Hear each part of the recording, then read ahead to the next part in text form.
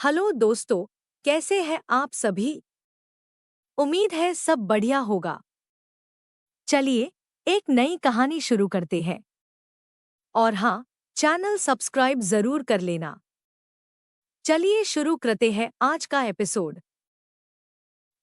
New girls entry. Ishaan चौकन्ना हुआ और तुरंत बाहर की ओर भागा। वहां मौजूद लोग एक जगह इकट्ठा होकर नीचे की ओर देख रहे थे।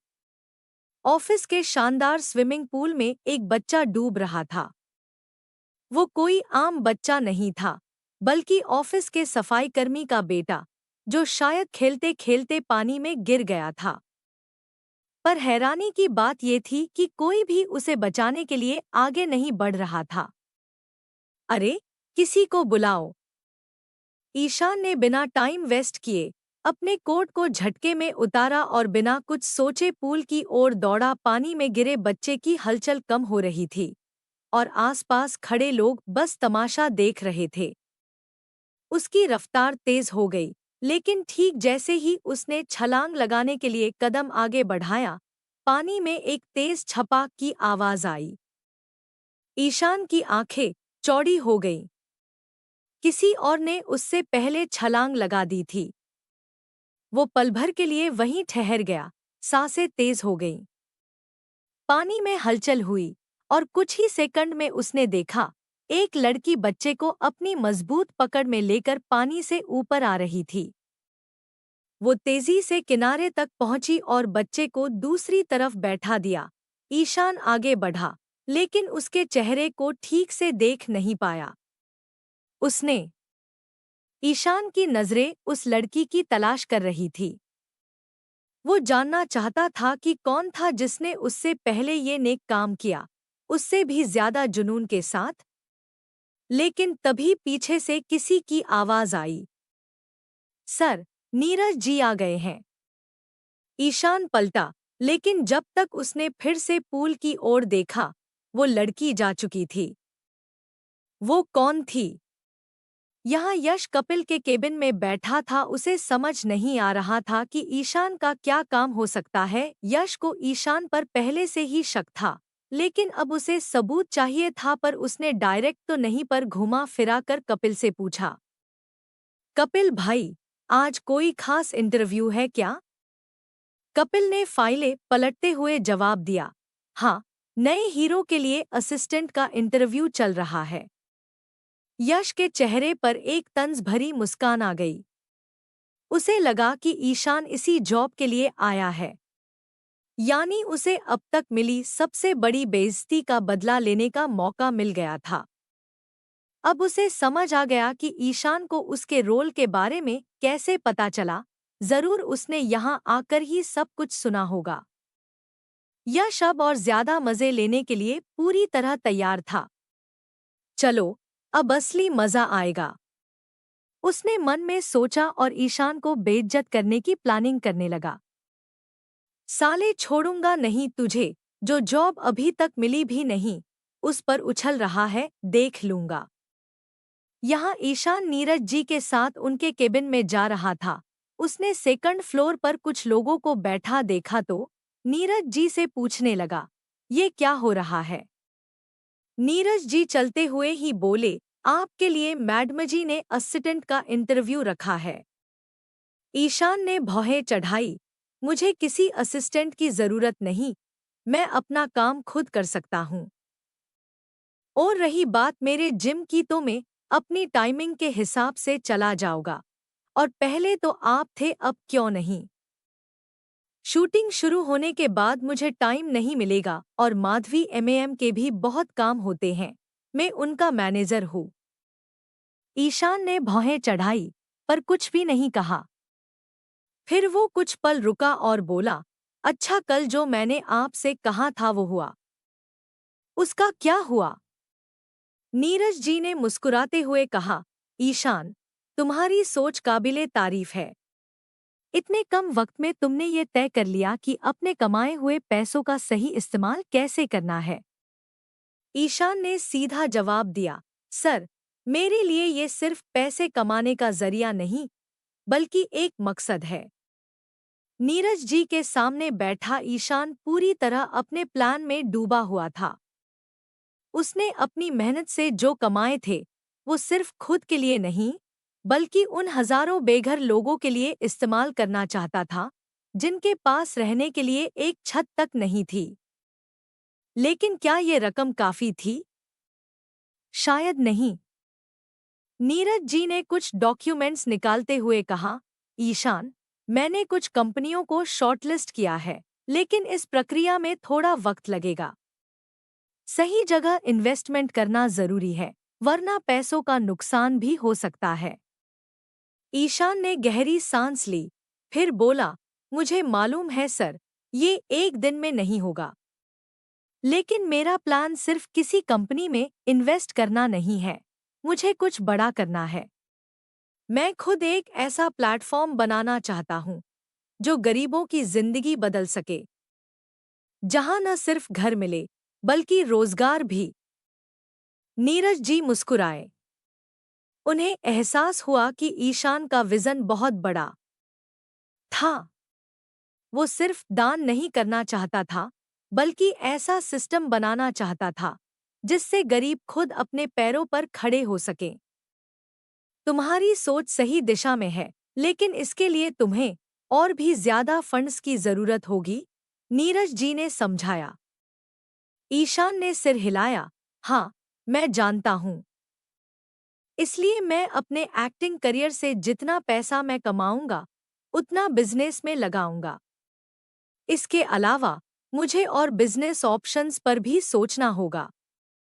नीरज जी ने मुस्कुराते हुए कहा, इसलिए कह रहा हूं कि असिस्टेंट की जरूरत है तुम्हें। ईशान ने गहरी सांस ली, लेकिन कोई और मेरे पर्सनल और प्रोफेशनल काम क्यों संभाले? नीरज मुस्कुराया, शायद अभी ऐसा लगता है, लेकिन जब शूटिंग शुरू होगी, मीटिंग्स होंगी और साथ ही तुम्हें अपने बिजनेस पर भी ध्यान देना होगा, तब तुम्हें एहसास होगा कि हर चीज मैनेज करना आसान नहीं होगा। ईशान ने अपने दिल की बात रखते हुए कहा, फिर तो उसे भी मेरी सोच के हिसाब से चलना होगा। पर सवाल ये है कि मेरी सोच जैसा मिलेगा कौन? अरे तुम फिक्र मत करो, ये जो बाहर आए हैं इनमें से कुछ का सिलेक्शन होगा, लेकिन लास्ट डिसीजन तुम्हारा होगा। जिसे तुम चाहो वही तुम्हारा असिस्टेंट बनेगा, ठीक है? उन्होंने ईशान को सोचते हुए देखा। नीरज ने हल्की हंसी के साथ कहा, तुम्हें किसी को अपना मालिक नहीं बनाना, बल्कि एक ऐसा इंसान रखना है जो तुम्हारी मदद करे, तुम्हारी दिनचर्या को संभाले, शूटिंग और बिजनेस मीटिंग्स के बीच तालमेल बनाए, और यहाँ तक कि तुम्हारे लिए छोटे छोटे फैसले भी ले सके ताकि तुम्हारा ध्यान बड़ी चीजों पर रहे। ईशान सोच में पड़ गया। उसे अब समझ आ रहा था कि एक असिस्टेंट होना सिर्फ ऐशो आराम की बात नहीं, बल्कि उसके लक्ष्य को पाने के लिए एक जरूरत थी। ईशान कुछ सोचते हुए आगे बढ़ा। उसे कुछ आवाज आई और वो केबिन की विंडो से बाहर देखने लगा। एक लड़की भीगी हुई रिसेप्शन वाली से लड़ रही थी। अरे ऐसे कैसे? इंटरव्यूज पूरे हो गए? हाँ, मैंने भी अप्लाई किया था। अगर इंटरव्यू नहीं लेना था तो मेरे पैसे क्यों बर्बाद किए? हन, सॉरी एमएम, आप लेट है। उस लड़की ने इस पर अपनी सफाई नहीं दी, पर ईशान जानता था कि वो क्यों लेट हुई थी।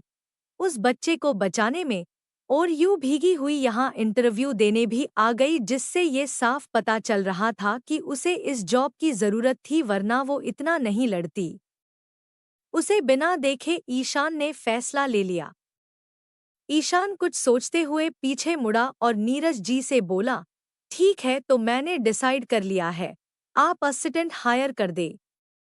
नीरज जी थोड़ा हैरान हुए। उन्होंने ना समझ कर पूछा, लेकिन किसे हायर कर दूं? वही जो अभी अभी लास्ट में आई थी, मुस्कुराते हुए ईशान ने कहा, और वहां से जाने लगा। लेकिन जाते जाते नीरज जी के चेहरे पर कई सवाल छोड़ गया। उन्हें समझ नहीं आया कि जो अभी तक ये मानने को तैयार नहीं था, उसने अचानक किसी से बिना मिले ही उसे हायर कर लिया। सच में ईशान उन्हें किसी मिस्री की तरह लग रहा था जिसे समझ पाना आसान नहीं था। कल शूटिंग होने वाली थी और कल ही निशा भी ईशान से मिलने आने वाली थी उसे माफी मांगने, जैसा कि उसने कमिटमेंट किया था। नीरज जी तुरंत अपने केबिन से निकलकर रिसेप्शन गर्ल के पास गए और उसी लड़की को हायर करने को कह दिया। ये सुन वो रिसेप्शन गर्ल भी थोड़ी हैरान हुई, जिसने इंटरव्यू दिया भी नहीं, हायर करने को कह रहे थे पर क्यों? इसका जवाब तो नीरज जी के पास भी नहीं था। शाम का समय था। तानी अपने कमरे में बैठी खिड़की से बाहर देख रही थी। सूरज के डूबने का नजारा देख रही थी। तभी कमरे का दरवाजा खटका और उसकी मां सुजाता जी अंदर आईं। सुजाता मुस्कुराते हुए, तानी, तुमसे एक बात करनी है।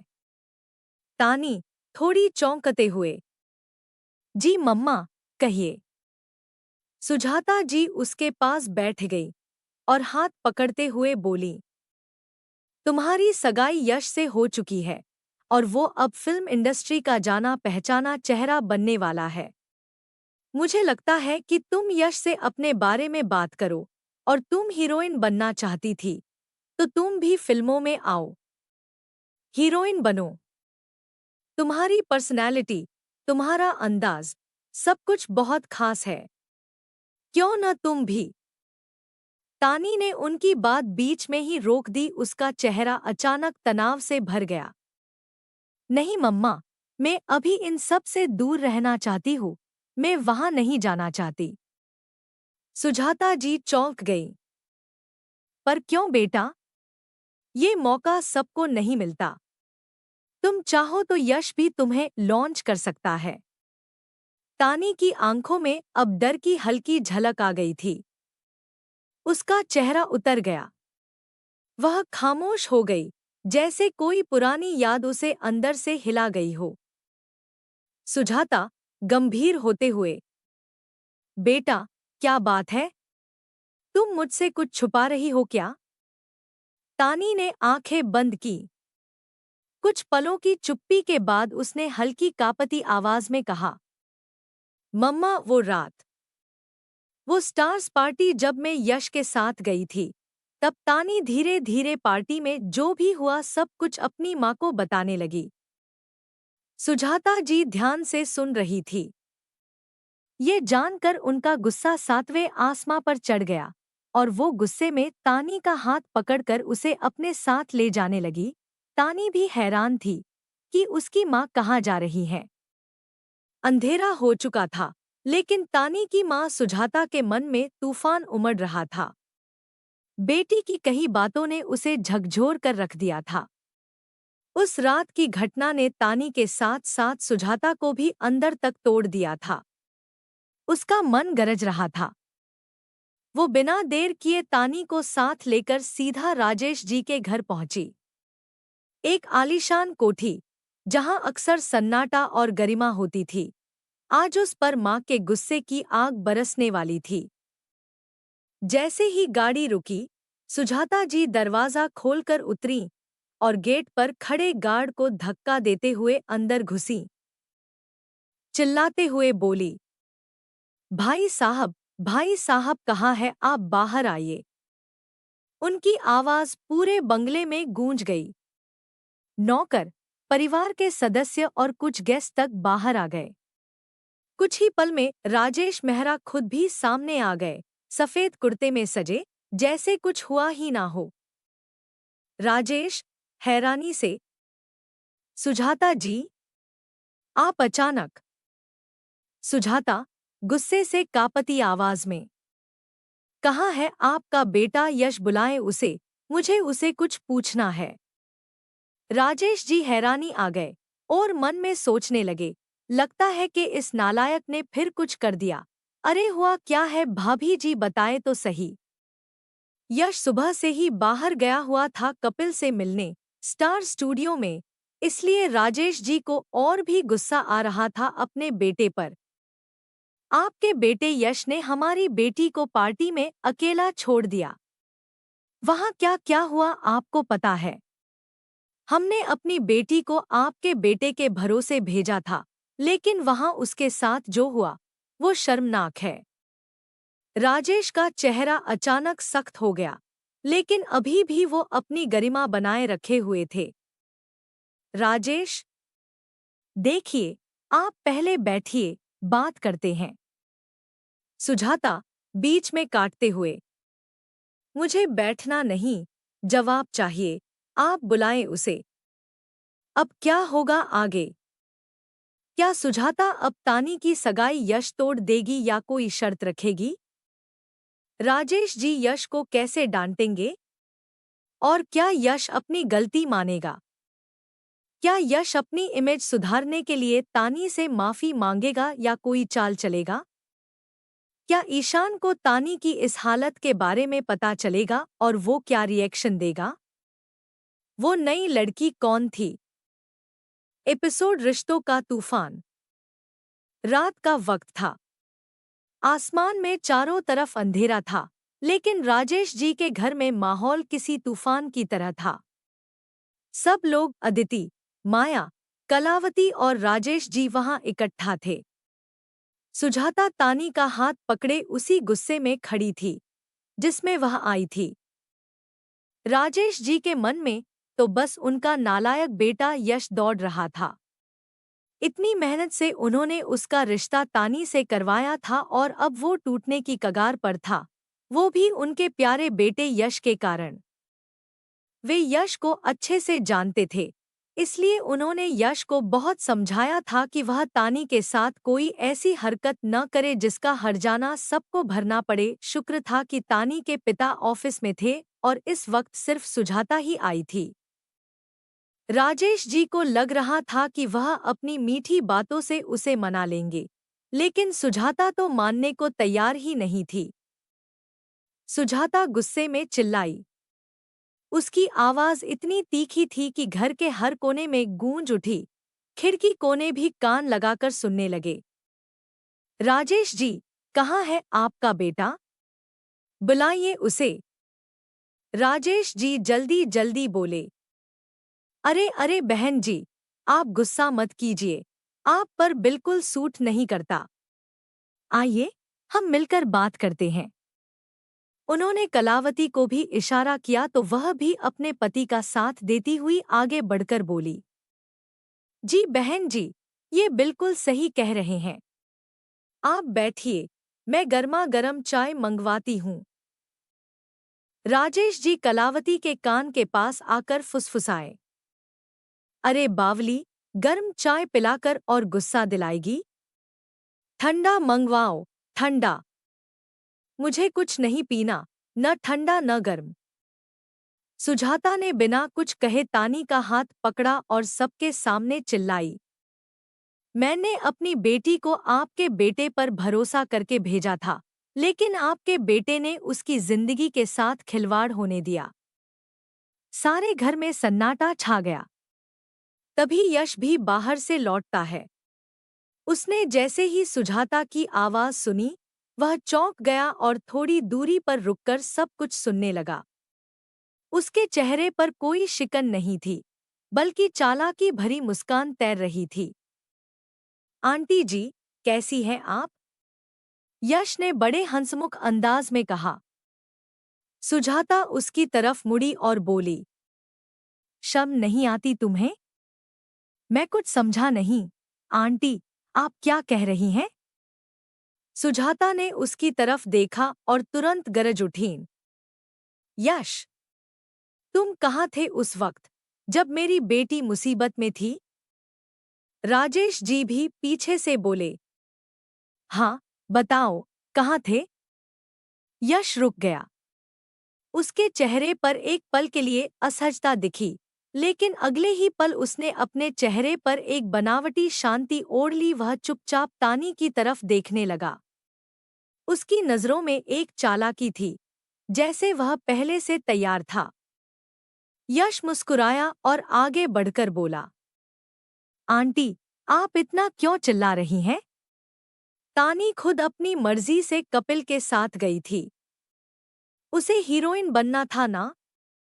तो अब अगर उसे पछतावा हो रहा है, तो इसमें मेरा क्या कसूर?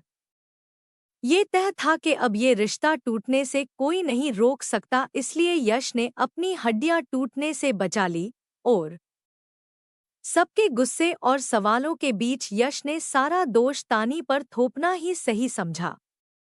वैसे भी उसे तानी में जरा भी दिलचस्पी नहीं थी। वह तो बस अपने पिता की धमकियों के कारण यह रिश्ता निभा रहा था। सुजाता अवाक रह गई।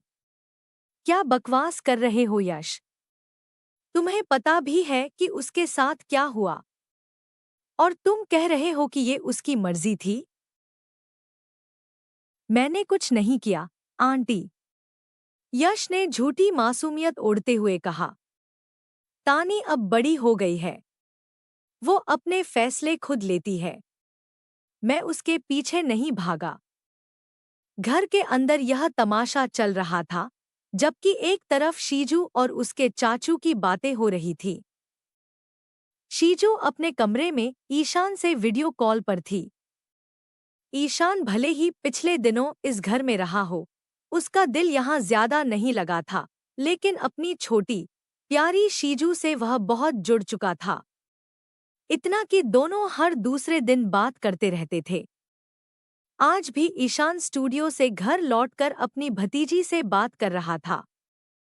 चाचू, आप मिलने कब आओगे? शीजू ने अपनी मीठी आवाज में कहा और मासूम सा मुंह बना लिया।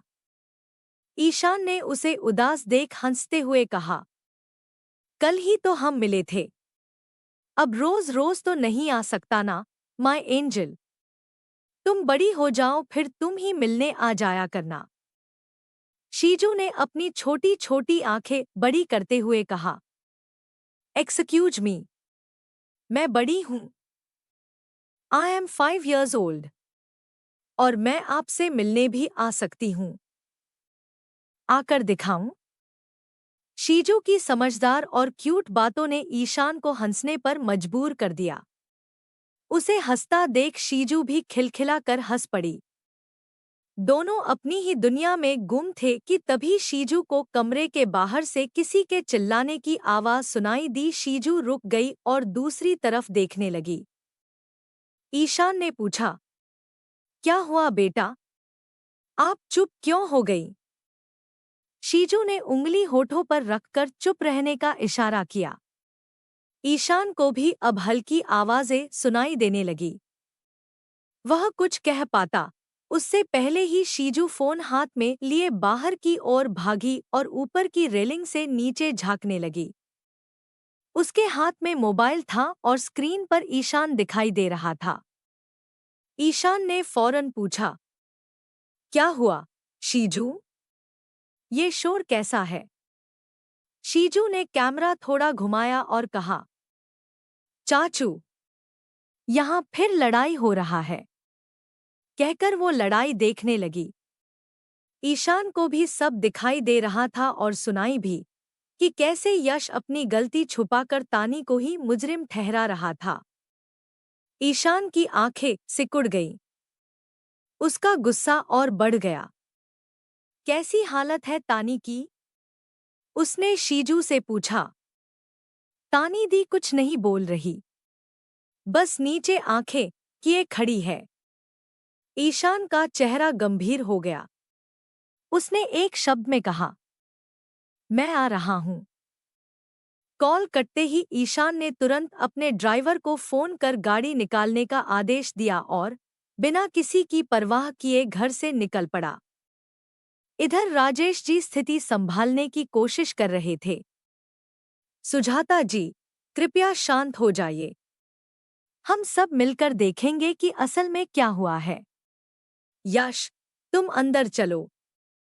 लेकिन यश अब भी चालाकी से बोला, डैड, मैं कुछ नहीं छुपा रहा। आप चाहें तो कपिल से बात कर सकते हैं। तानी हीरोइन बनना चाहती थी। उसने ही कहा था कि उसे एक मौका चाहिए। सुजाता गुस्से में फट पड़ी। इम्पॉसिबल। मेरी बेटी ऐसा कर ही नहीं सकती। और तुम्हें क्या लग रहा है कि? यश ने ठंडे लहजे में बीच में ही कहा, ये खुद गई थी। तानी ने ही कहा था कि उसे कपिल सर से मिलना है। मैंने मना किया था। आपको बताया नहीं इसने? तानी का चेहरा सुन्न पड़ गया। क्या वह बस इतना ही फुसफुसा पाई? सुजाता ने आश्चर्य और अविश्वास से तानी की ओर देखा। तुमने मुझे ये नहीं बताया था, तानी। उन्होंने गुस्से और दर्द में कहा। तानी ने कांपती आवाज में कहा। मैंने मैंने ऐसा कुछ नहीं कहा यश। ये झूठ बोल रहा है। यश एक कदम आगे बढ़ा। अरे तानी, तुम ही कह रही थी ना, मुझे अपने दम पर हीरोइन बनना है। कपिल सर से मिलना जरूरी था और मैंने तो सिर्फ साथ दिया। तानी का दर्द अब क्रोध में बदल चुका था। तुम वहां होते तो साथ देते ना। लेकिन मम्मा, ये पता नहीं कहाँ चला गया था, मुझे अकेला छोड़कर। चारों ओर सन्नाटा छा गया। झूठ मत बोलो यश। तानी की आंखों में आंसू थे। मैंने सिर्फ कहा था कि मैं मेहनत करूंगी। तुमने मेरे सपने को सौदे में बदल दिया।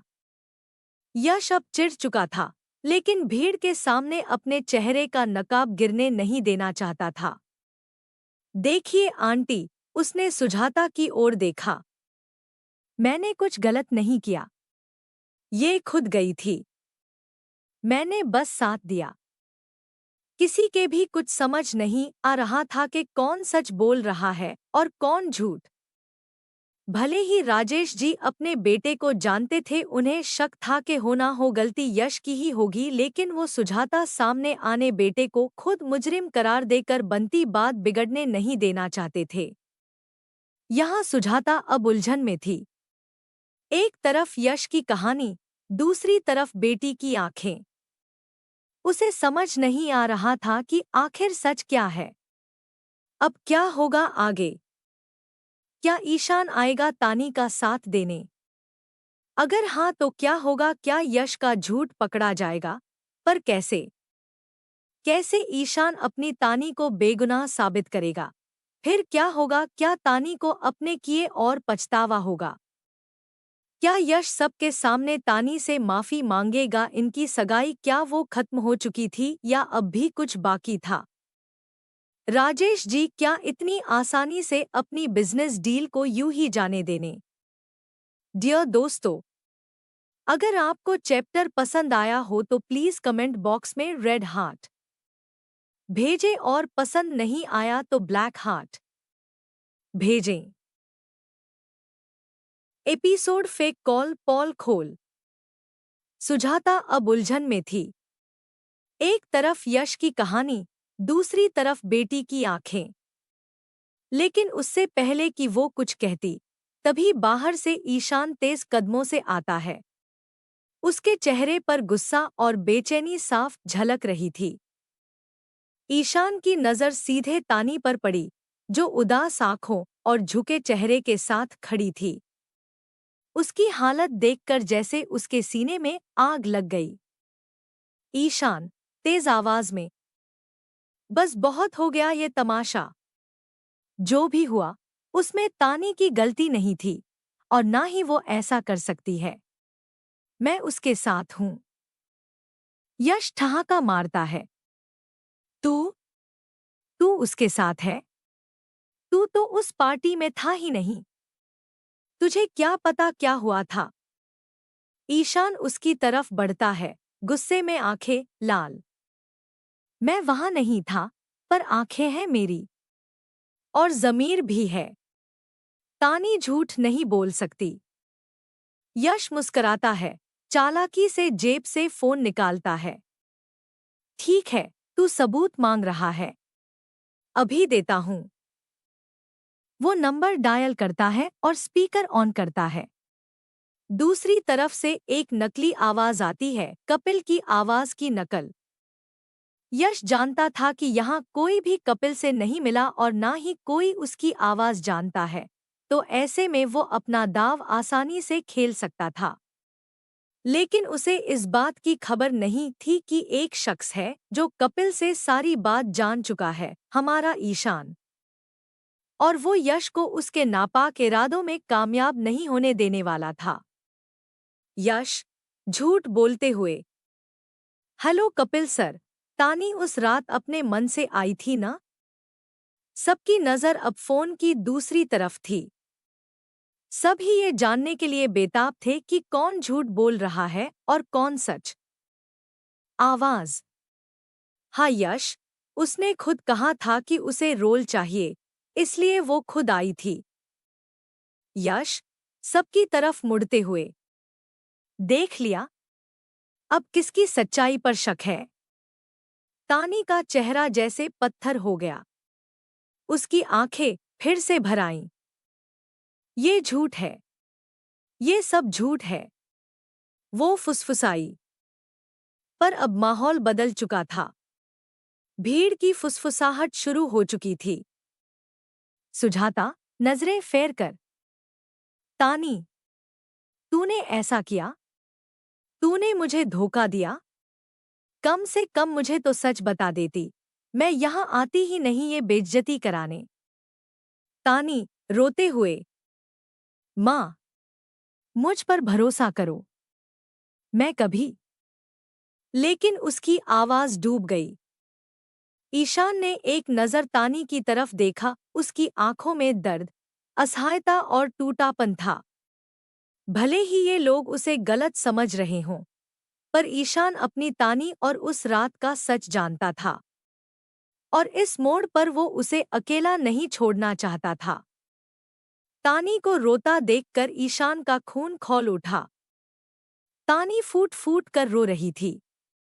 ईशान ने उसकी तरफ देखा और फिर अचानक यश की ओर बढ़ा।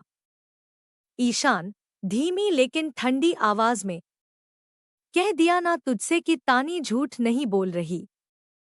फिर भी? यश हंसी उड़ाते हुए, तू कौन होता है तय करने वाला कि कौन सच बोल रहा है? भगवान है क्या? ईशान और पास आता है, अब यश के बिल्कुल सामने। ईशान धीरे से, भगवान नहीं बना, पर इंसानियत अब भी बाकी है मुझ में। यश चिढ़कर, मुझे मत सिखा ये सब, और तू तो उसे अच्छे से जानता है। फिर उसने सबकी तरफ नजरें घुमाईं और कहा, बल्कि यहाँ सब जानते हैं कि तानी ने तुझे क्यों छोड़ा। उसका हीरोइन बनने का सपना था जिसे तू पूरा नहीं कर सका, तो उसने तुझे छोड़कर मुझसे एंगेजमेंट कर ली। पर जब उसे मौका मिला खुद के दम पर कुछ करने का, तो उसने उस मौके का फायदा उठाना ठीक समझा। पर मैं ये सब तुझे क्यों समझा रहा हूँ? तू तो जानता है तानी की हरकतें। इतना सुनते ही ईशान का खून खौल उठा। वह झपटकर यश की कॉलर पकड़ लेता है। सब लोग चौंक जाते हैं। ईशान गुस्से से दांत भींचते हुए, एक बार फिर तानी का नाम ऐसे लिया ना तो तेरे शब्द नहीं, तेरी सांसें भी बाहर निकाल दूंगा। यश घबरा गया। उसे अपने गले में मजबूती महसूस हुई और सांस लेने में दिक्कत होने लगी। अब ईशान पहले वाला ईशान नहीं था। उसके बुरे वक्त के साथ उसकी कमजोरी भी कहीं खो गई थी। और अब वो एक मजबूत बाजुओं वाला ईशान बन चुका था, जिसे दर्द नहीं होता, लेकिन वो किसी को पकड़ ले तो उसके दर्द जरूर शुरू हो जाते हैं। यश का भी कुछ ऐसा ही हाल था। हाथ छोड़, नहीं तो तुझे पुलिस के हवाले कर दूंगा, उसने अपनी अटकती हुई सांसों के बीच कहा। ईशान कॉलर पकड़े हुए, एक बार और, तानी का नाम लेकर देख। तानी हैरान होकर देख रही थी। उसकी आंखों में पहली बार इतनी हिम्मत दिखी थी। वरना पहले भी ईशान की यश से लड़ाई हुई थी, लेकिन पहले कभी उसने यश पर हाथ नहीं उठाया था। आज पहली बार था जब वो इतनी हिम्मत कर रहा था। उसकी हिम्मत देखकर घर के सभी लोग हैरान थे। राजेश जी बीच में आते हैं और दोनों को अलग करते हैं। राजेश जी सख्त लहजे में, बस बहुत हो गया, ये घर है, अखाड़ा नहीं। ईशान यश को एक तीखी नजर से देखता है लेकिन खुद को रोक लेता है। ये जो तूने किया है यश, उसका हिसाब तुझे देना होगा। मैं साबित करके रहूंगा कि तानी बेगुनाह है। यश मुस्कराया, मगर उसके चेहरे पर डर की हल्की लकीर थी। तो कर ले साबित। तब तक ये दुनिया यही मानेगी जो मैंने कहा। ईशान फिर एक कदम उसकी तरफ हुआ। तभी एक जोरदार तमाचे की आवाज आई, जो ईशान के चेहरे पर पड़ी थी। ईशान ने जब अपने मारने वाले को देखा तो सामने कलावती खड़ी थी। कलावती, गुस्से में, तुम्हारी हिम्मत कैसे हुई मेरे बेटे को मारने की? हाँ, औकात भूल गए हो क्या अपनी? याद दिला दूं तो तुम हमारे टुकड़ों पर पलते थे, हमारे घर में पनाह ली थी तुमने, और आज उसी घर में तमाशा कर रहे हो। ईशान भले ही गुस्से में था, पर वो कलावती पर पलटवार नहीं कर सकता था। इसलिए उसने शांत लहजे में कहा, लेकिन बड़ी माँ, यश झूठ बोल रहा है। तानी पर झूठा इल्जाम लगा रहा है। मैं जानता हूं। कलावती ने उसकी बात बीच में ही काट दी। जानते तो हम भी हैं कि तुम तानी से कितना प्यार करते हो और उस पर अंधा विश्वास रखते हो, इसलिए तुम्हें उसकी गलती दिखाई नहीं देती। पर मेरे बेटे ने ये साबित किया है। उसने कपिल सर से खुद बात करवाई है। सुना तो होगा तुमने? या अब ये भी झूठ है? ईशान इस बार चुप हो गया। वो जानता था कि आगे कहने का कोई फायदा नहीं, क्योंकि वो नहीं बल्कि कलावती ही अंधा भरोसा करती थी अपने प्यारे लाडले पर। इसलिए ये कहना भी बेकार था कि ईशान कपिल को जानता है और जिससे अभी बात हुई वो असली कपिल नहीं था। ईशान की मुट्ठी कस चुकी थी, लेकिन वो चुप रहने वाला नहीं था, खासकर तानी के मामले में तो हरगिज नहीं। उसने कुछ सोचा, फिर साइड में जाकर उसने भी एक नंबर डायल किया। लेकिन इस बार कॉल नकली कपिल को नहीं, बल्कि असली कपिल को लगी। दूसरी तरफ से आवाज आई, जी सर, कहिए। आपने याद किया? ईशान, साफ लहजे में, हाँ कपिल भाई, जिसने आपको कुत्ते की तरह मारा था, वो मिल गया है। कपिल हैरान और खुश होते हुए बोला, क्या? लेकिन आपने कैसे? दूसरी तरफ से ईशान ने कहा, मैंने कहा था ना कि मैं उसे ढूंढ सकता हूं। कपिल भाई, वो और कोई नहीं, यश है, उस लड़की का मंगेतर। वो क्या है न कि नई नई एंगेजमेंट हुई थी, तो साहब ने बंदी को इम्प्रेस करने के लिए पहले आपके पास भेजा और फिर आपके नशे में होने का फायदा उठाकर आपकी धक्की टिकी कर दी। ईशान के चेहरे पर एक शातिर मुस्कान थी। अब तू देख बेटा, तू मुझे पुलिस के हवाले कर रहा था। ईशान ने अपनी घड़ी देखी और खुद से ही कहा, अब से ठीक 30 मिनट बाद पुलिस खुद यहाँ आएगी और तुझे कुत्ते की तरह घसीटते हुए लेके जाएगी। यहाँ खड़े किसी को भी ये इंडिया नहीं था कि ईशान अब क्या कर सकता है, बल्कि सब अभी भी यश को ही सही मान रहे थे और तानी को गलत बल्कि खटिया। पर हमारा ईशान ऐसा नहीं था, उसकी तानी अगर गलत भी थी फिर भी सबसे अलग थी। तो दोस्तों सुनना ना भूले नेक्स्ट एपिसोड, जहां यश का जुलूस निकलने वाला है, जिसके लिए ईशान ने सारी तैयारी कर रखी है, बस बारात आने की देरी है। क्या कपिल आएगा? अगर हाँ तो वो अपने साथ बारात पुलिस को भी साथ लाने वाला था। दोस्तों प्लीज़ अगर आपको मेरी नोवेल पसंद आ रही हो तो प्लीज़ हमारे चैनल को सब्सक्राइब कर लीजिए और अच्छे से कमेंट भी करें, क्योंकि दोस्तों मुझे ये लिखने में और फिर इसकी वीडियो बनाने में 4 से 5 घंटे लग जाते हैं। तो प्लीज़ दोस्तों मेरी मेहनत को थोड़ा अप्रिशिएट करें। यकीनन आपके सपोर्ट से ही मुझे कामयाबी भी मिलेगी और मेरा मोटिवेशन भी बढ़ेगा और मैं आप लोगों के लिए ऐसी ही और स्टोरी भी लेकर आती रहूंगी। तो दोस्तों प्लीज़ अपने दोस्तों से और जितना हो सके शेयर कर लीजिए, ताकि मेरे भी 1000 सब्सक्राइबर पूरे हो जाए। शुक्रिया। Back to story episode. Kapil की हुई एंट्री। मेरी तानी अगर गलत भी है फिर भी सबसे अलग है। वो मुझे देखना नहीं चाहती और मैं उसके सिवा कुछ और नहीं चाहता। बस उसी को पाना चाहता हूँ। क्या मेरी कीमत उसे मेरे हक में कर पाएगी, या ये आरजू बस आरजू ही बनकर रह जाएगी? कॉल कट करके ईशान तानी की तरफ ही देखने लगा, जो उससे काफी दूर खड़ी थी। और उसकी जिंदगी से भी इधर राजेश जी को जब ये पता चला कि यश की कोई गलती नहीं है, तो उनकी जान में जान आई और वो थोड़ा अच्छा महसूस करने लगे। वरना ये सोच सोच कर कि ये सब यश ने किया है या नहीं, उनका बीपी हाई लेवल पर पहुंच गया था। अब जब उनका बीपी कम हुआ तो उन्होंने सुजाता जी का भी बीपी कम करने का जिम्मा ले लिया।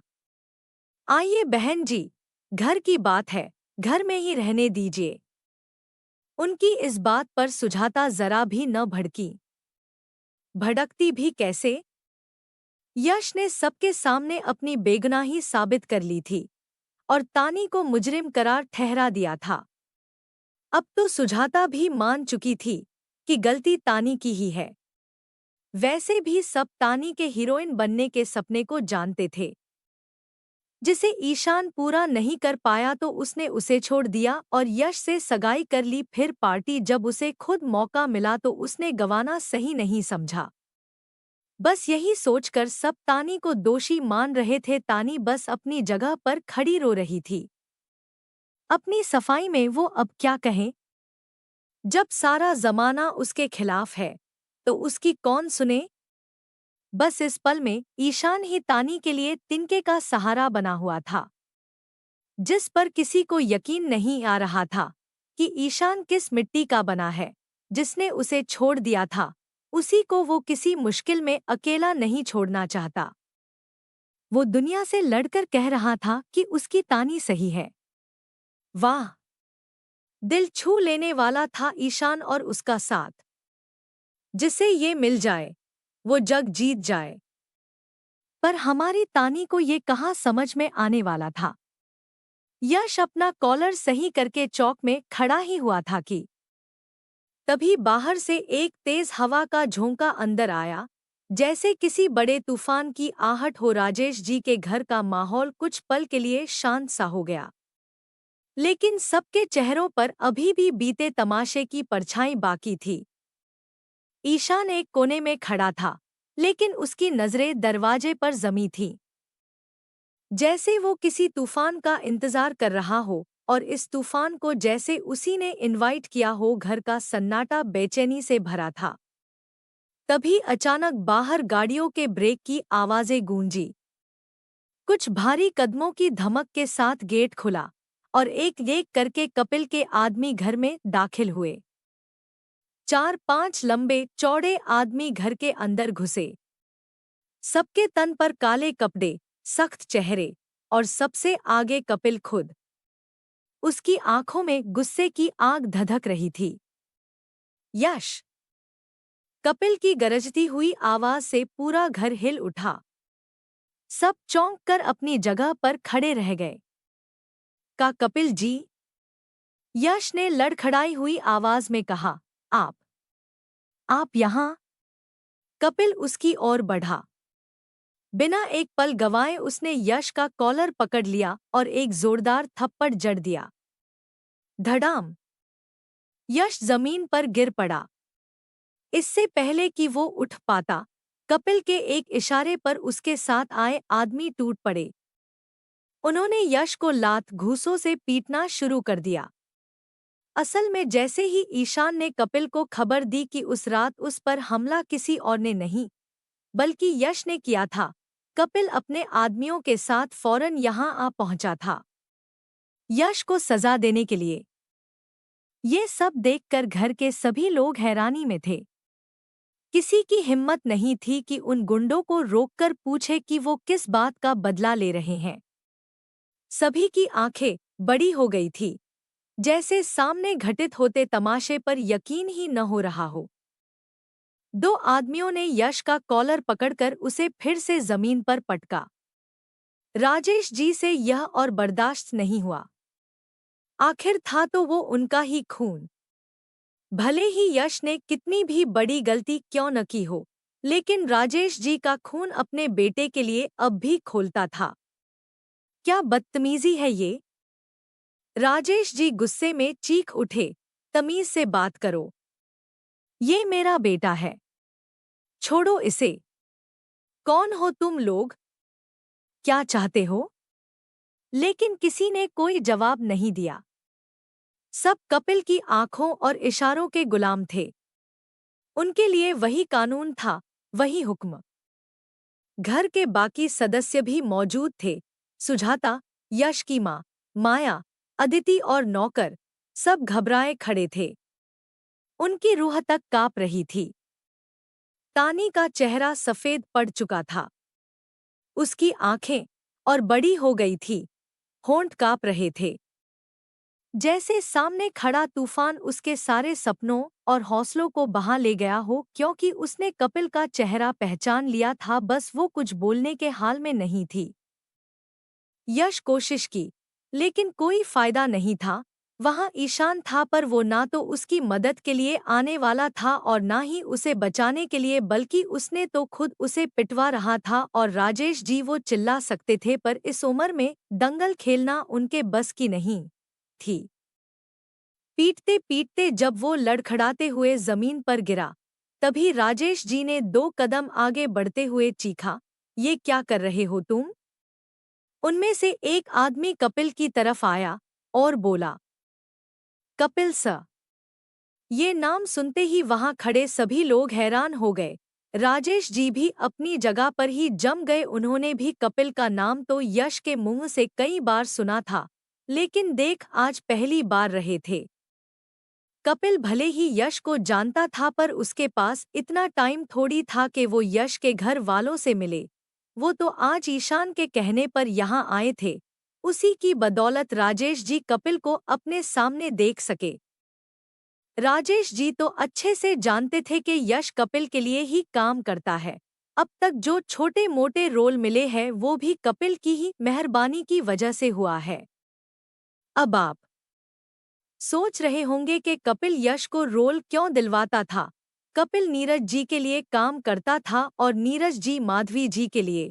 फिर जब मूवी में ज्यादा लोगों की जरूरत पड़ती तो, जैसे हीरो को कुछ गुंडों को मारना हो, या गुंडा बटा बदमाश जो हीरो से मार खाता है या बैकग्राउंड में खड़ा रहता है, हीरो का दोस्त बटा कॉलेज स्टूडेंट जो 2-3 डायलॉग बोलता है और फिर गायब हो जाता है, पुलिस कांस्टेबल बटा सिक्योरिटी गार्ड जो एक छोटा सा सीन करता है, जैसे सर अंदर जाने की इजाजत नहीं है, चाय वाला बटा वेटर बटा ड्राइवर। ऐसे एक्टर्स को माधवी जी खुद थोड़ी हायर करेगी, वो नीरज जी से कहती। और नीरज जी के भी हजारों काम। नीरज जी कपिल से अपने कुछ काम करवाते, जिनमें से एक काम ये भी था, और इससे कपिल को भी कमीशन मिलता था। एक दिन यश की मुलाकात कपिल से हुई और उस दिन जल्दी में एक एक्टर की जरूरत थी। फिर क्या था, हो गया हमारे यश बाबू का सिलेक्शन। छोटा सा, लेकिन यश भी कड़ी मेहनत करता था कि एक दिन उसे माधवी जी से मिलने का मौका मिले, इस उम्मीद में कि वो भी हीरो बनेगा। पर अब हीरो का तो पता नहीं, लेकिन यश बाबू का जीरो जरूर बनने वाला था, क्योंकि कपिल भाई यहाँ आ गए थे। सच पर से पर्दा हटाने नहीं, बल्कि उसे फाड़ने। कपिल साहब, लेकिन आप यश को मार क्यों रहे हैं? बात हुई तो थी आपसे अभी। कपिल गुस्से और क्रोध में, मुझसे नहीं राजेश साहब, मैंने आपके बेटे से कोई बात नहीं की और ना ही अब ये मुझसे बात करने के लायक है। फिर उन्होंने अपनी नज़र यश की तरफ की, जो दर्द में कहर रहा था, और गुस्से में बोले, पहले मुझसे रोल के लिए फेवर मांग रहा था। इस कामिने ने मेरे नशे की हालत में पहले अपनी मंगेतर को मेरे रूम में भेजा और फिर मुझे ही, कहते हुए उनके दांत पिस गए।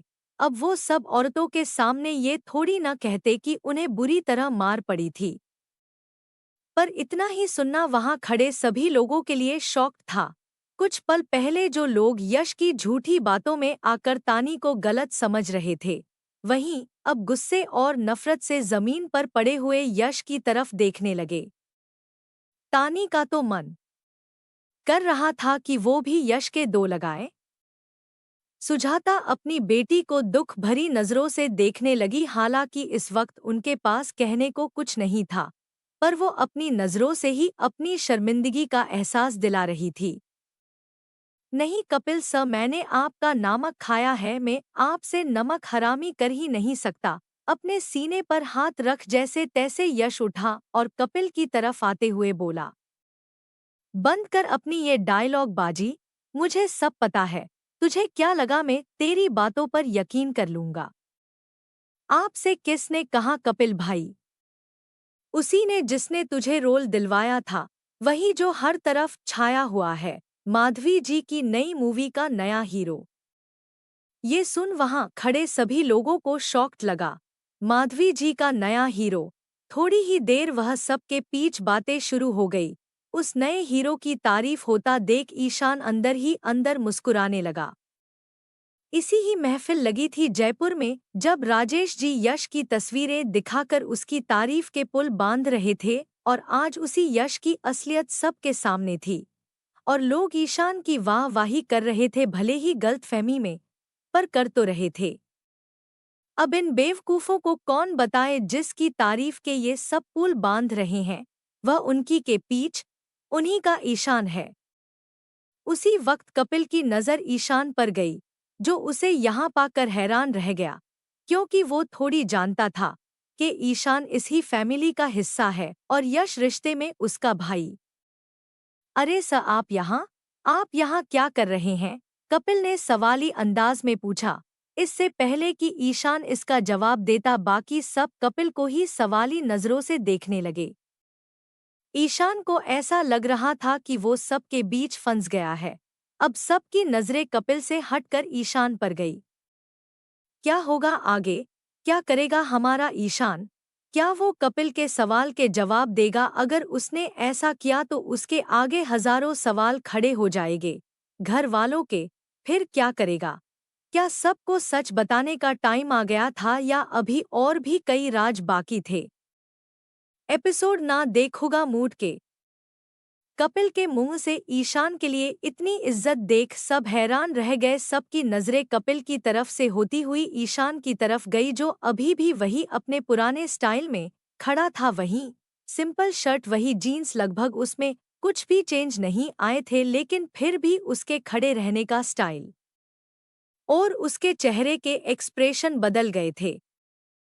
सुजाता भी ताज्जुब से ईशान को देख रही थी कि कहीं उसने कोई गलती तो नहीं कर दी ईशान को अपना जमाई ना बना के। राजेश जी सबसे बड़े थे तो उन्होंने ही इस सस्पेंस को खत्म करने के लिए कपिल से पूछा, आप जानते हैं ईशान को? कपिल ने एक नज़र राजेश जी को देखा, फिर ईशान की तरफ देखते हुए जैसे ही अपना मुंह खोलने वाला था, ईशान ने अपनी उंगली के इशारे से उसे रोक दिया। कपिल रुक गया पर समझ नहीं पाया कि वो उसे मना क्यों कर रहे हैं। फिर उसे याद आया कि माधवी जी का ऑर्डर है कि उनके नए हीरो के बारे में अभी किसी को पता ना चले, शायद इसीलिए ईशान ने उसे रोका होगा। ये सोचकर कपिल ने खुद को समझाया और राजेश जी को कोई जवाब ना देते हुए बस ईशान की तरफ बढ़ा और उससे हाथ मिलाते हुए बोला, थैंक यू सर, आपने जो कहा उसे पूरा किया। ईशान हल्का सा मुस्कुरा दिया। वो जानता था कि कपिल उसे क्यों शुक्रिया कर रहा है, आखिर कपिल के नशे में मारने वाले का पता जो लगाया है। लेकिन घर वालों को कुछ समझ ही नहीं आ रहा था। अदिति और माया तो हक्का बक्का रह गई थी और तानी वो बस टुकुर टुकुर ईशान को ही देखे जा रही थी। ये सुन यश की आंखें बड़ी हो गई। उसे समझ नहीं आया कि ईशान कपिल से कब और कैसे मिला। वो तो खुद इतनी मुश्किल से कपिल से मिला था, और ये कपिल ने उसे सोचते हुए देखा तो जोरदार तमाचा झड़ दिया। अब क्या नया प्लान करने की सोच रहा है? वैसे भी तुझे तो आदत है अपनी गलतियों पर पर्दा डालने की, है ना? चल बेटा, जेल वहां बनाना प्लेन और करना कारनामे। कपिल के मुंह से जैसे ही ये शब्द बाहर आए, कलावती तड़प उठी। वो अपने बेटे पर नाज करती थी और छोटा होने के नाते वो उनका लाडला भी था। पर जैसे ही वो बोलने को आगे बढ़ी, राजेश जी ने उनका हाथ पकड़कर रोक लिया। पागल मत बन कलावती, तेरे बेटे ने गलती की है, जाने दे। दांत किसते हुए वो धीरे से उनके कान में बोले। लेकिन वो जेल, कलावती ने रोटी आवाज में कहा। मैं देख लूंगा बाद में, अभी हमारे सामने कपिल भाई खड़े हैं। राजेश जी कपिल से पंगा लेने की गलती नहीं करना चाहते थे। फिर क्या बेचारी कलावती कितनी भी कोशिश कर लेती, पर आज यश को जेल जाने से कोई भी नहीं रोक सकता था, सिवाय ईशान के, जो खुद उसे जेल भिजवा रहा था। कपिल पर हाथ उठाने की सजा कपिल उसे दिए बिना नहीं छोड़ने वाला था। उसने तो निकलते ही पुलिस को कॉल कर दी थी, जो कुछ पल बाद वहां पहुंच गई और यश को सबके सामने अरेस्ट करके ले गई। उसके जेल जाते ही ईशान ने भी यहाँ से निकलने की सोची, क्योंकि वो जानता था कि यहाँ उससे 1000 सवाल पूछे जा सकते हैं। उसने एक नज़र सब पर डाली। कलावती अपने बेटे को अपने आमने जेल जाता देख टूट गई थी और रोए जा रही थी। राजेश जी उन्हें संभाल रहे थे। अदिति भी अपनी माँ को सहारा दे रही थी और माया अपने पति को कॉल मिलाकर यश के अरेस्ट होने की न्यूज़ दे रही थी। अब वो घर का बड़ा बेटा था और यश का भाई तो बेल करने के लिए उसे ही आना था। वह दूसरी तरफ सुजाता अपनी बेटी तानी से माफी मांग रही थी कि उसने अपनी बेटी पर भरोसा नहीं किया। देखा जाए तो सब अपने अपने दुख में बिजी थे। ईशान ने किसी को डिस्टर्ब न करके सबको अपने गम के साथ छोड़कर वो बाहर की तरफ बढ़ गया। लेकिन तानी ने जैसे ही उसे बाहर जाता देखा, वो फौरन दौड़ती हुई उसके पीछे गई। आखिर वही था जिसने उस पर भरोसा किया और उसके लिए पूरे घर से लड़ा, बिना किसी की परवाह किए कि कोई उसकी नहीं सुनेगा, और ये जानकर भी कि सब उससे कितनी नफरत करते हैं। ऐसे में उसका तानी के लिए स्टैंड लेना बहुत बड़ी बात थी, जबकि तानी ने उसे एंगेजमेंट में इतना जलील किया था और उस जैसे इंसान को छोड़कर उस यश से एंगेजमेंट की थी। पर यश ने उसके साथ क्या किया? उसे छोड़ने के बाद भी ईशान ने आज उसे अकेला नहीं छोड़ा, उसका साथ दिया, बिना हक के उसके हक में बात की। तानी भागती हुई उसके पीछे गई। उसके दिल में बहुत कुछ था कहने को, लेकिन जब तक वो वहां पहुंची ईशान की कार स्टार्ट हो गई और तानी को सिर्फ उसका धुआं मिला, लेकिन वो रुकने वाली नहीं थी। ईशान ने रियर व्यू मिरर में देखा कि तानी उसकी कार के पीछे दौड़ रही है। ईशान घर की गर्मा गर्मी से निकलकर अपनी कार स्टार्ट कर जा ही रहा था कि तभी रियर व्यू मिरर में एक हलचल नजर आई। तानी उसकी कार के पीछे भाग रही थी। एक पल को ईशान की उंगलियां ब्रेक पर कस गईं, पर फिर उसने आंखें मूंद ली। ईशान की आंखों में एक आंसू तैर गया, लेकिन चेहरा फिर से सख्त हो गया। मन में, नहीं, अब नहीं। मैं अगर आज रुक गया। उसके चेहरे पर एक दर्द छिपा था, लेकिन फिर भी उसने पैर एक्सीलरेटर पर और जोर से दबाया। कार ने रफ्तार पकड़ ली। पीछे छूटती तानी भागते भागते रुक गई। सड़क के बीचों बीच खड़ी, सांसें उखड़ी हुईं। उसने दूर जाती गाड़ी को देखा और फुसफुसाई, अरे ये रुका कैसे नहीं? इतनी हिम्मत, पहले तो ऐसा नहीं था। क्या तुम वाकई बदल गए हो ईशान? रात बहुत हो गई थी और बड़े पापा के घर की लड़ाई में ईशान थक गया था, इसलिए वो तुरंत आकर सो गया। अगले सुबह जल्दी उठकर नहा धोकर वो नीचे डाइनिंग टेबल पर आया, जहां उसकी माँ पहले से मौजूद थी। ईशान, पता है कल रात यश को पुलिस पकड़ कर ले गई। ईशान ने जवाब में कुछ नहीं कहा, बस अपने लंच पर फोकस किया। उसने अपनी प्लेट सीधी की और अपना खाना खुद लेने लगा। शिवानी बोलती रही, भाई है तेरा, पता है कल से कलावती ने एक निवाल भी नहीं खाया। हाय बच्चे की किस्मत। माँ किस्मत से नहीं, कर्मों से मिलती है जेल की चौखट। अब जुर्म किया है तो जेल भी जाएगा। और बड़े पापा है ना, वो करेंगे कुछ ना कुछ। वैसे भी उनके तो इतने रिसोर्सेज है यहाँ। आप टेंशन ना लो, छूट जाएगा वो। शिवानी ने भी हाँ में सर हिलाया। उन्हें भी पता था कि राकेश जी कभी भी यश को ज्यादा वक्त जेल में नहीं काटने देंगे। उसने अपनी प्लेट फिनिश कर अपनी माँ को साइड से गले लगाया और बाहर निकल गया। आज ईशान कार आराम से चलाते हुए मुंबई के रोड का नजारा ले रहा था। स्टूडियो के रास्ते में भी काफी ट्रैफिक हुआ करता था, जिसमें वो अक्सर अपने चारों ओर का नजारा देख लिया करता था। वो इधर उधर नजरें दौड़ा ही रह था कि तभी उसकी नजर सड़क किनारे खेल रहे कुछ बच्चों पर गई। कुछ फटेहाल बच्चों जो टूटी हुई ईंट पर बैठकर सूखी रोटी खा रहे थे। उसकी गरीब माँ ने उन्हें रोटी का रोल करके दिया था।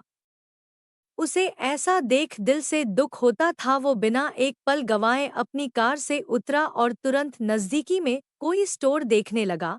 उसे एक स्टोर नजर आया। वो उस ओर दौड़ पड़ा।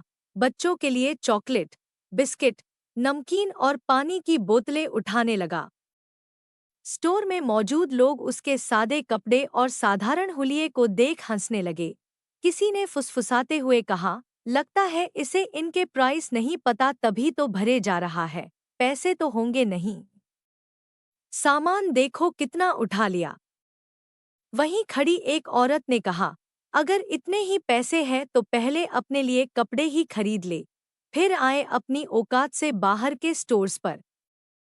तीसरे ने कहा, पता नहीं कहाँ कहाँ से लोग आ जाते हैं, हमारी सोसाइटी में तो नहीं देखने को मिलते, फिर ये कहाँ से आया है। ईशान ने सब सुनकर भी अनसुना कर दिया। वो उन सब से निकलकर सीधा काउंटर पर पहुंचा और कार्ड निकालने के लिए जेब में हाथ डाला, पर नहीं, कार्ड उसकी जेब में नहीं था। तभी उसे याद आया, वो तो कार में ही रह गया है। उसके चेहरे पर हल्की सी परेशानी दिखी, जो काउंटर वाले ने तुरंत भांप ली। काउंटर वाला तेज आवाज में, क्या हुआ साहब, पैसे लाना भूल गए क्या? कार में कार्ड छूट गया है, बस 2 मिनट। काउंटर वाला कटाक्ष करते हुए, हाँ हाँ, जानते हैं, ऐसे बहुत देखे हैं हमने। सामान उठाते हैं और फिर वापस ही नहीं आते। ड्रामा करने आते हैं, बोलते हैं कार है, पर होती नहीं। अब सब यही नाटक करने लग गए क्या? फिर ईशान ने शांति से बच्चों की ओर देखा, फिर स्टोर की भीड़ की तरफ, और बोला, मैं भूखा नहीं हूं, लेकिन इनका दर्द देखा नहीं गया। पैसे लाने जा रहा हूं, और तब तक सब यहीं रखो। काउंटर वाला लड़का चिल्लाया, भाई साहब, अगर पैसे नहीं हैं, तो तमाशा क्यों कर रहे हो? ये कोई चैरिटी हाउस नहीं है। पीछे खड़े 2-3 ग्राहक हंसने लगे। एक औरत बोली, लगता है ये भी उन्हीं में से है। शक्ल से गरीब लगता है, और अकड़ देखो।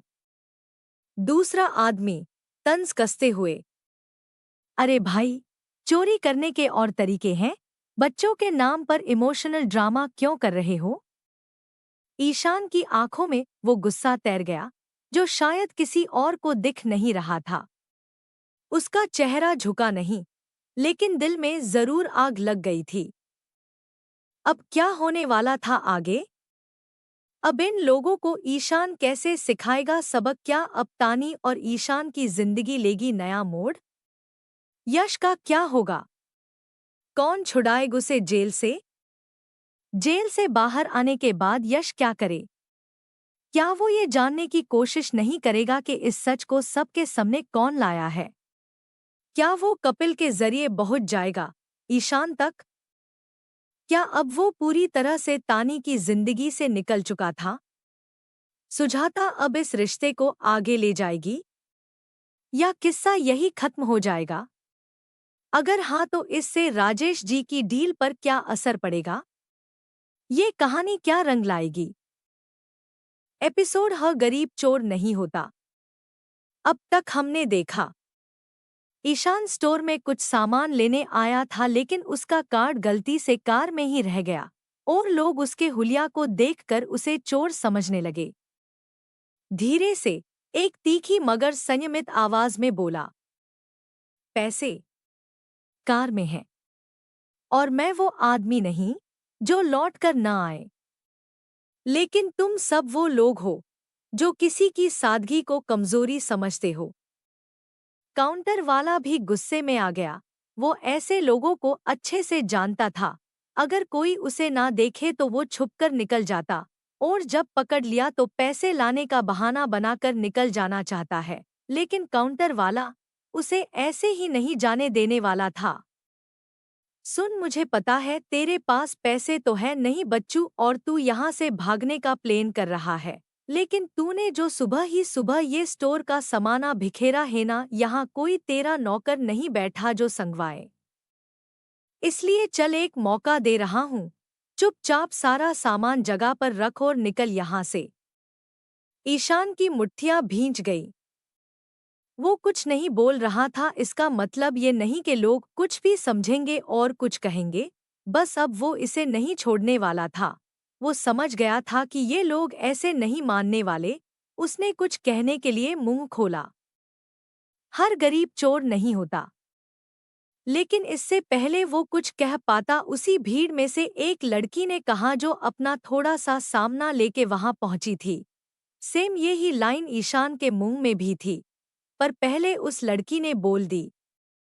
वो भी जब सामान ले रही थी तो इसे ये नजर आ रहा था कि कैसे लोग उसके गरीब होने का मजाक बना रहे थे, और अब जब उस काउंटर वाल ने उसे जलील करते हुए सामाना वापस रखने को कहा तो उस लड़की से रहा नहीं गया। हेलो मिस्टर काउंटर किंग, एक तेज चटपटी आवाज भीड़ को चीरती हुई आई। सबने उस आवाज की ओर देखा। भीड़ में से एक लड़की निकली, ब्लू जीन्स, सफेद फ्रॉक, कानों में छोटे झुमके और आंखों में काजल के साथ बिजली सी शरारत। चेहरे पर गजब का आत्मविश्वास और चाल में एक मस्ती। ईशान ने उसकी तरफ देखा तो देखता ही रह गया। क्या हर वो इंसान जो सिंपल कपड़े पहनता है तुम्हारी नजर में चोर है? हाँ चलो बिल दो, वरना अभी इस स्टोर में लाइव रिव्यू कर दूं। This shop insults humanity.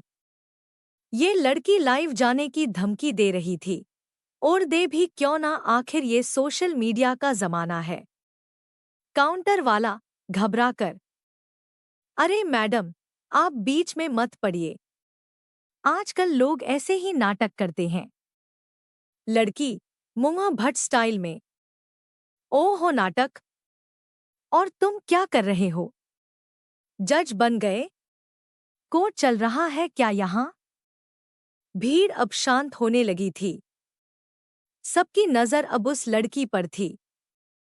वो लड़की काफी चुलबुली थी, पर उसकी बातों में दम था।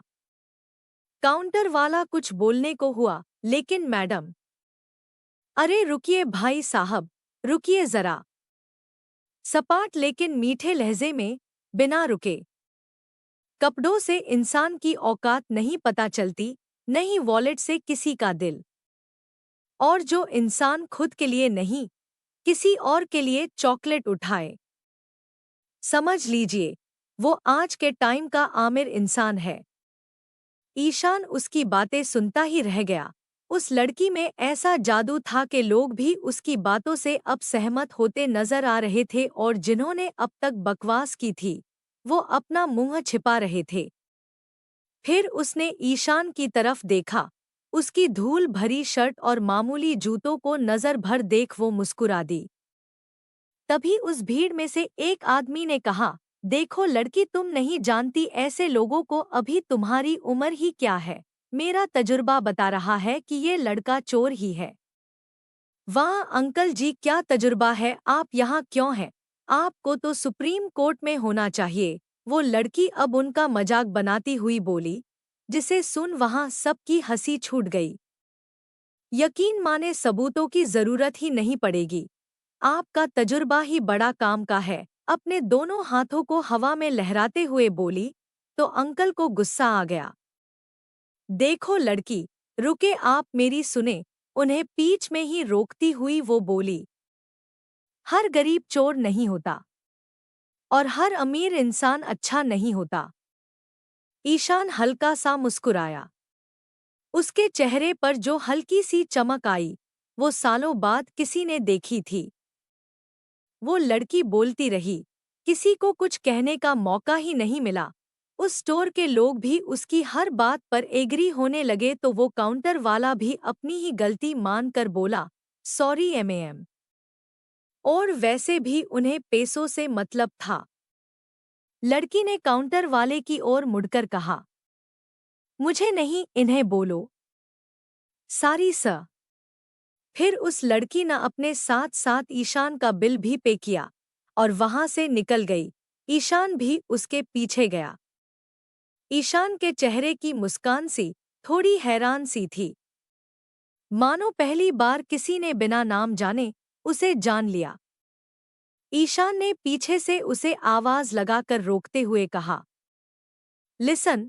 ये सुन वो रुकी और पीछे मुड़ी। तुम्हें मैं चोर क्यों नहीं लगा? ईशान ने आगे बढ़कर कहा, क्योंकि असली चोर वो होते हैं जो पकड़े ना जाएं। ये सुन ईशान को हंसी आ गई। और अगली बार जरा ध्यान से हम, क्योंकि मैं नहीं आऊंगी बचाने। कहते हुए वो भी हंस दी और आगे बढ़ गई। ईशान भी रुक गया। तुम्हारा नाम क्या है? ईशान ने फिर पूछा। इस नाचीज को जोया कहते हैं, उसने मुड़ते हुए कहा और फिर चल दी। ईशान ने उसके नाम को रिपीट किया, जोया, और फिर वो भी अपने रास्ते चल दिया।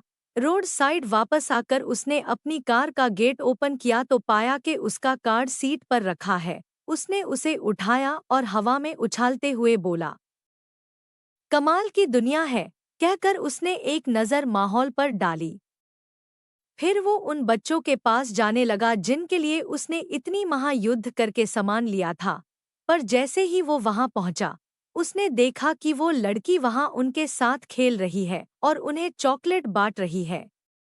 आज मेरी जॉब का फर्स्ट डे है गाइस, तो मीठा तो बनता है, जोया ने कहा और चॉकलेट बांटने लगी।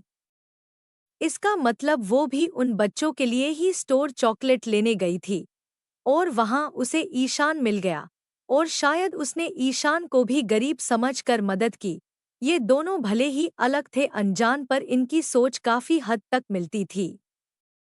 ईशान रोड के दूसरी तरफ से देख रहा था, तभी उसे नीरज जी की कॉल आई और वो कार में बैठ वहां से निकल गया।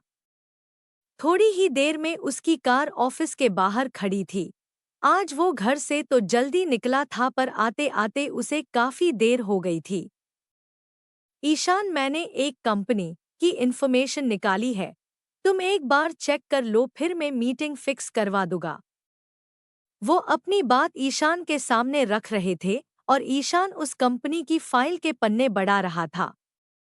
ईशान, इस कंपनी को रिफंड की नीड है और इस वक्त ये डूबने के कगार पर है, इसलिए अगर तुम इस वक्त इसमें इन्वेस्ट करते हो तो न सिर्फ तुम्हें 50% का प्रॉफिट मिलेगा, बल्कि आगे के लिए भी काफी मुनाफा होगा। मना कर दीजिए नीरज सर। कहते हुए उसने फाइल टेबल पर रख दी।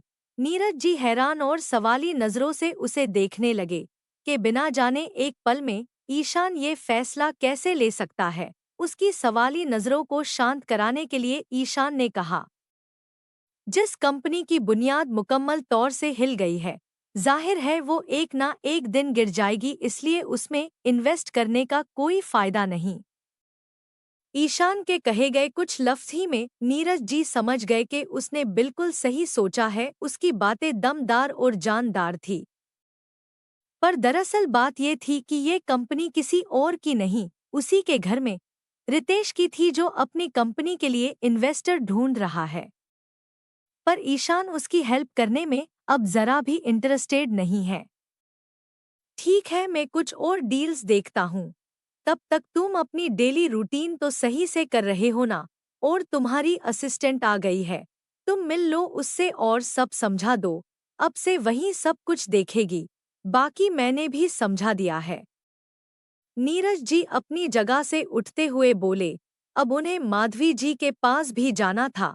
वो तो ईशान के काम से यहाँ आए थे, जो अब उसे असिस्टेंट मिलने वाली थी। ईशान भी उससे मिलना चाहता था। कल उसने उसका चेहरा भी नहीं देखा था और ना ही उसके बारे में कुछ जान पाया था। नीरज जी गेट तक पहुंचे तो उन्हें कुछ याद आया। उन्होंने गेट खोलते हुए कहा, निशा एमएम भी आने वाली है तुमसे मिलने। ये सुन ईशान का मूड खराब हो गया। वो विंडो की तरफ देखने लगा। रूम में एक लड़की ने एंट्री की। वो ईशान की न्यू असिस्टेंट थी। इससे पहले वो नीरज जी से मिल चुकी थी और उन्होंने उसे ईशान के डेली रूटीन के बारे में सब समझा दिया था। ईशान दूसरी तरफ मुंह करके बैठा था और विंडो की तरफ देख रहा था। तभी पीछे से उस लड़की ने आवाज लगाई, मे आई कमिंग सर। ईशान को ये आवाज कुछ जानी पहचानी लगी। उसने अपनी चेयर घुमाई तो वो हक्का बक्का रह गया। जोया, तुम? उसके भी मुंह से निकला। आप यहाँ क्या कर रहे हो? देखो, ये मेरे बॉस का ऑफिस है जनाब, और मैं आपको यहाँ चोरी नहीं करने दूंगी। समझे? मैं अपने बॉस से बेईमानी नहीं कर सकती। जोया जितनी तेज थी उतनी भोली भाली भी थी, लेकिन ईशान समझ गया था कि कोई गलतफहमी हो रही है। पर जोया ने एक ना सुनकर ईशान के दोनों हाथ पकड़े और उसे अपने साथ ले जाती हुई बोली, चलो निकलो यहाँ से, बॉस आने वाले हैं। चलो निकलो। ईशान उसके आगे कुछ नहीं कर पा रहा था। जैसे दोनों गेट पर पहुंचे, नीरज जी अंदर आ गए। क्या हो रहा है? जोया ईशान को पकड़ी हुई थी और ईशान ने मासूम सा चेहरा बना के नीरज जी के सवाल पर बस गर्दन उचका दी। फिर जोया ने अपनी सफाई में कहा, सर ये बॉस की जगह पर। नीरज जी सख्त आवाज में बोले, हाँ तो? फिर ईशान ने इशारे में उसकी तरफ देखते हुए नीरज जी से पूछा। तो नीरज जी ने कहा, जी यही है मिस जोया, वो न्यू असिस्टेंट जिसको आप। नीरज जी आगे कुछ बोलते तभी ईशान ने रोकते हुए कहा, बस मैं समझ गया। वो जोया के सामने अभी ये सच नहीं लाना चाहता था कि जिस बॉस की वो बात कर रही है वो उसी के सामने है। नीरज जी ने उसकी बात काटते हुए कहा, जिसे सुन जोया अपनी जगह पर जम गई। उसे लगा कि ईशान भी यही काम करता है और वो उससे बिना कोई बात सुने यहाँ से निकाल रही थी। फिर नीरज जी ने ईशान की तरफ देखते हुए कहा, एवरीथिंग इज फाइन। ईशान हंसी दबाते हुए बोला, यहाँ एवरीथिंग इज एब्सोल्युटली फाइन।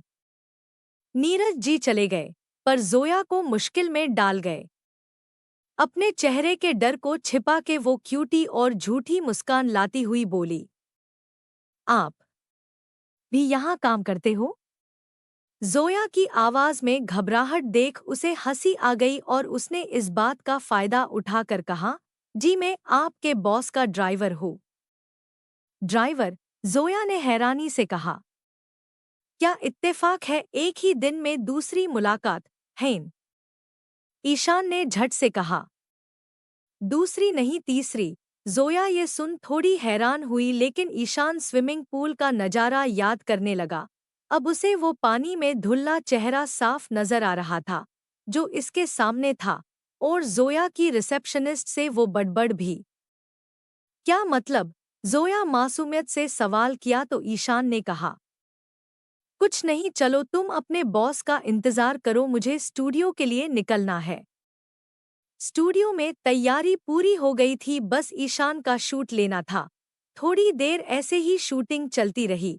फिर ब्रेक में ईशान अपनी वैन में चला गया और आईने के सामने खड़ा होकर खुद को देख ही रहा था कि तभी उसे आईने में निशा का चेहरा दिखा, जो उसके पीछे खड़ी थी। ओहो, आइए मिस निशा अग्निहोत्री। अब क्या होगा आगे? क्या निशा सच में ईशान से माफी मांग लेगी? और ईशान क्या उससे बिना मजे लिए ऐसे ही जाने देगा? या अब इनकी दोस्ती होने वाली थी? तब क्या होगा जब ये दोनों एक साथ मूवी में काम करेंगे? क्या ईशान जोया के लिए कुछ फील करेगा? या वो अभी भी तानी से ही प्यार करता रहेगा? यश, बेचारे का क्या होगा? कौन छुड़वाएगा उसे जेल से? जानने के लिए सुनते रहिए हिडन बिलियनियर सुपरस्टार और जुड़े रहिए इन्फिनिट स्टोरी एफएम से। थैंक यू दोस्तों, प्लीज़ प्लीज़ अपने दोस्तों के साथ हमारा चैनल शेयर करें और जल्द से जल्द हमारे सब्सक्राइबर कंप्लीट करवा दीजिए।